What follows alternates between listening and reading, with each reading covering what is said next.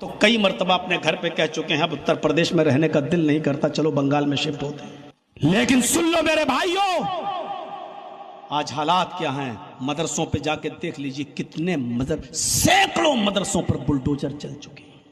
ईशा के बाद कोई प्रोग्राम भी बिना परमिशन के हम नहीं कर सकते, और परमिशन भी नहीं मिलती है, और मिलेगी भी तो 10 बजे से ज्यादा आप माइक नहीं बजा सकते हो, और वो भी सिर्फ अंदर ही अंदर। यकीन ना आए, हमारे उत्तर प्रदेश में चले जाओ, हम तो कई मर्तबा अपने घर पे कह चुके हैं अब उत्तर प्रदेश में रहने का दिल नहीं करता, चलो बंगाल में शिफ्ट होते हैं। कई बार हम लोगों में चर्चे हो चुके हैं इस बात के। लेकिन सुन लो मेरे भाइयों, आज हालात क्या हैं, मदरसों पे जाके देख लीजिए कितने सैकड़ों मदरसों पर बुलडोजर चल चुके हैं। अपनी मस्जिद में जुमे का खुतबा तो मैं दे सकता हूं, लेकिन ईशा के बाद कोई प्रोग्राम भी बिना परमिशन के हम नहीं कर सकते, और परमिशन भी नहीं मिलती है, और मिलेगी भी तो 10 बजे से ज्यादा आप माइक नहीं बजा सकते हो, और वो भी सिर्फ अंदर ही अंदर। सिर्फ 10 बजे तक माइक, सिर्फ मस्जिद में आपकी आवाज रहे, मस्जिद के बाहर आवाज ना जाए। इस कंडीशन में हम उत्तर प्रदेश के लोग रह रहे हैं। अजानों पे पाबंदी हो चुकी है, कोई देके देख ले आज जोर से अजान। बहुत जल्दी लोग हक बात के लिए तैयार नहीं होते, बोल ही नहीं सकते हैं। हक बात बोलेंगे तो CBI, IB, ATS। हमारे उत्तर प्रदेश का हाल तो बहुत ही बुरा चल रहा है। थोड़ा सा आपने कुछ भी कह दिया, कुछ भी, तो पहले तो आप अंदर जाओ। अब ये कहते रहो कि हमने नहीं किया, आपको ना कहने के लिए, ये साबित करने के लिए मैंने ये कहा नहीं। 4, 5, 10 साल आपको इसमें गुजारना पड़ा, इसी में चले जाएंगे। आपको शायद मालूम होगा, एक ऐसे ही कोई डाल दिया था किसी ने YouTube वगैरह पर, लेकिन उसमें एक तरफ देखा जाए तो सच्चाई है कि एक हाथी भाग रहा था जंगल में, तो भैंस ने उससे पूछा कि तुम कहां भाग रहे हो,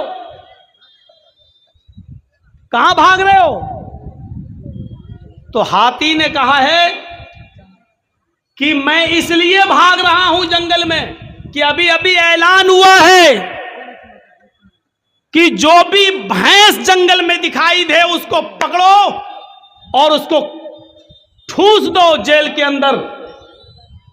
तो भैंस ने कहा कि जब ऐलान तो भैंस का हुआ है कि जो भी भैंस मिल जाए उसको पकड़ के ठूसो, मारो, तो तुम तो हाथी हो, तुम क्यों भाग रहे हो? हाथी ने कहा है कि 20 साल तो मुझे ये साबित करने में लग जाएगा कि मैं भैंस नहीं हूं। तो भैंस ने कहा धप तेरी की, फिर वो भी भागी। तो ये सूरत हाल है इस वक्त हमारे मुल्क की, ये सूरत हाल है इस वक्त। हर आदमी का कलेजा नहीं है 35 और 36 मरतबा जेल में चला जाए। हर आदमी का, हर मौलवी का कलेजा नहीं है जो हक बात डंके की चोट पर कह दे, नहीं। इसलिए हक और सब्र को एक साथ बयान किया, वतवासौ बिल हक़्क़ि वतवासौ बिस सब्र। हक बात कहोगे तो परेशानी आएंगी, तो 4 काम अपने अंदर पैदा कर लो। ईमान, नंबर 2 अमले स्वाले, हक बात कहना हर हाल में, और हक बात कहने में जो परेशानी आए उस पर सब्र करना। ये 4 चीजें। पहली चीज ईमान। ईमान कैसा? ईमान और अमले स्वाले दोनों जरूरी।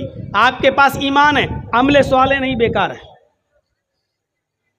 ईमान है लेकिन अमले स्वाले नहीं, बेकार। अमले स्वाले है लेकिन ईमान नहीं, तो भी बेकार। आपने कभी देखा है गैर मुस्लिम लोग भी गरीबों की कितनी मदद करते हैं? जरा बंबई चले जाओ, टाटा हॉस्पिटल के सामने खड़े हो जाओ, लाइन लगी हुई है गरीबों की मदद करने वालों की। कैंसर पेशेंट वालों को मदद करने के लिए कितने लोग आते हैं, कितनी संस्थाएं आती। लो साहब कितना का खर्चा, 4 लाख, लो 3 लाख हम दे रहे हैं, लो 2 लाख हम दे रहे हैं हमारी तरफ से। कोई फल लेके चला आ रहा, कोई खाना लेके चला आ रहा, कोई कुछ करते हुए। कितना अच्छा काम है अगर बज़ाहिर देखा जाए, लेकिन सवाब क्या मिलेगा? कुछ नहीं। क्यों? क्योंकि अमले सवाले तो है लेकिन ईमान नहीं।